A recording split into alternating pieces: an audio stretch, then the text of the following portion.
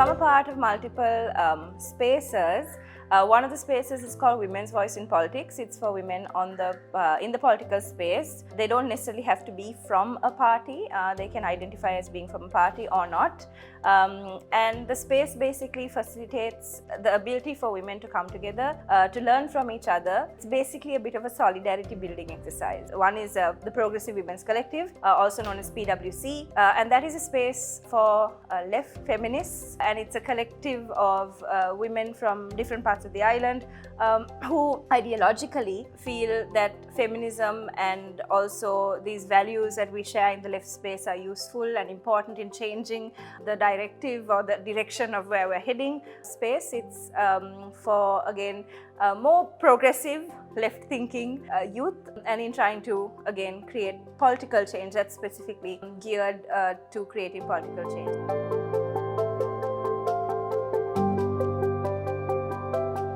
Yeah, volunteering for me has been very much a part of, something that I've been very passionate about and quite committed to. I haven't volunteered in multiple spaces, but I think my first experiences when I was 15, it was again a children's home that I volunteered in. And that was kind of a start for me, because I think we live very privileged lives. And I think that was a bit of an eye-opener for me, because it was a children's home, and I always assumed, and the mothers of the children, some of whom were adopted thereafter, were also present in the space. And I remember having very particular ideas about the kinds of people that leave children behind. And I mean, I was very wrong, and I'm glad I had that lesson very early in life, like at 15, when I learned that it's not so black and white. And it's humbled me, that process also of understanding the problems that parents, mothers have in leaving their children in institutionalized care. So a lot of my understanding of the world came from these little bits of volunteering over the last 20 years.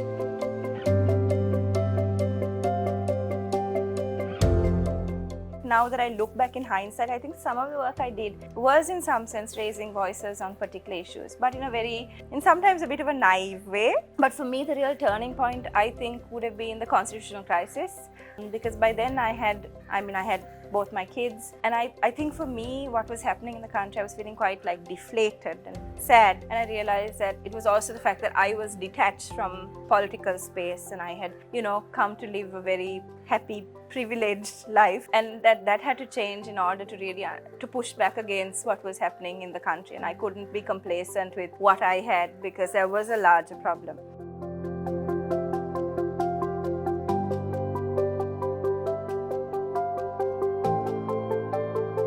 Yeah, I definitely think there's a problem. There's a real disconnect between people and politics. And I think more so in urban areas, and I'm saying more so in urban affluent areas where everything is kind of privatized. Less affluent groups, there is no choice but for them to be connected with what is political, right? Because they are the ones going into the hospitals. It's their children's education that is politicized. So there is a sense of understanding that it is incorrect, that there are problems with the system. But the ability for them to fight as individuals is nearly non-existent.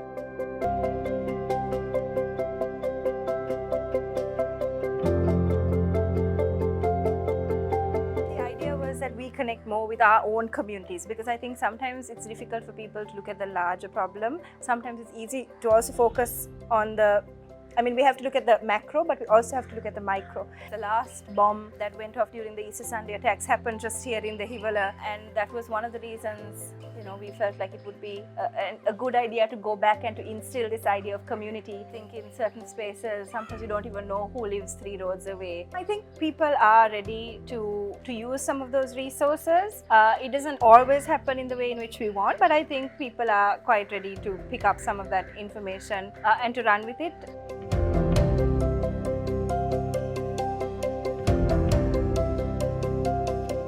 Just a year ago, but truly life-changing for me, was that in Colombo, I was a part of a space called We Build Colombo Together. And so we were part of a smaller effort, which we completely crowdfunded online through Facebook, and we managed to reach 5,000 families in Colombo.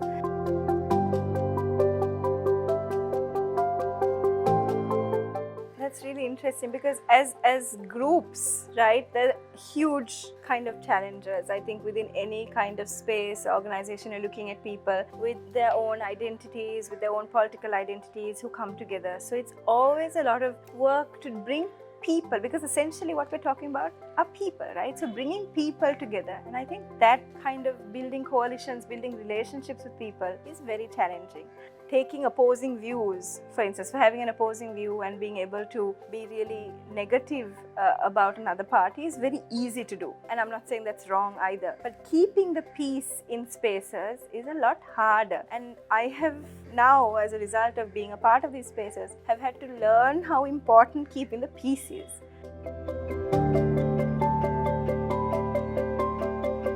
Goals for us is to have, because they're essentially political spaces, and we're looking at reacting to things. Every time something happens, it's very reactive politics. So the focus should be for us to also come back to more proactive politics. What can we do without waiting for something to happen? Challenges are how do you do what you are supposed to do within this pandemic and still make it effective. What I'm learning now, I am forced to also understand the kind of spaces my children live in, and I sometimes carry a little bit of guilt at how privileged they are, and sometimes I remind them of this, and they're 3 and 5 and they don't understand this at all. Neither does their father, because there is a certain amount of privilege my children have in never having gone through certain experiences or experienced things like hunger, or had to experience struggles to get into school, or not having access to books, which is what I see so often. I see that so often with the people that I meet on a daily basis. So I try to come back and share my experiences with my children, but I think there is still no real connection. They still haven't seen the world that we see, and I hope that over the next few years, as a parent, that is something that I will be able to bridge, so that they will become a lot more empathetic to the world out there, because otherwise it's going to be very difficult for them.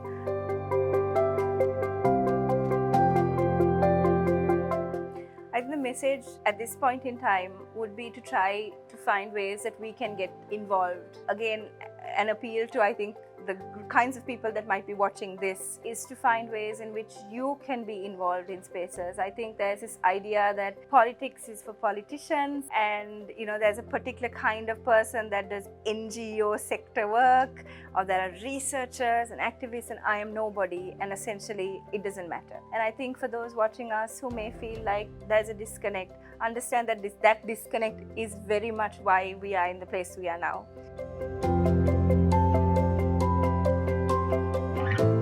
So all of our spaces have social media pages. Women's Voice in Politics is on social media. It's on Facebook and Instagram. So is Progressive Women's Collective. So is the Hill Residents Association. All of the spaces that I'm a part of and that I kind of spoke of are there. And I'm also on social media, so you can reach out to me. I think that might be the most easiest and the most effective way.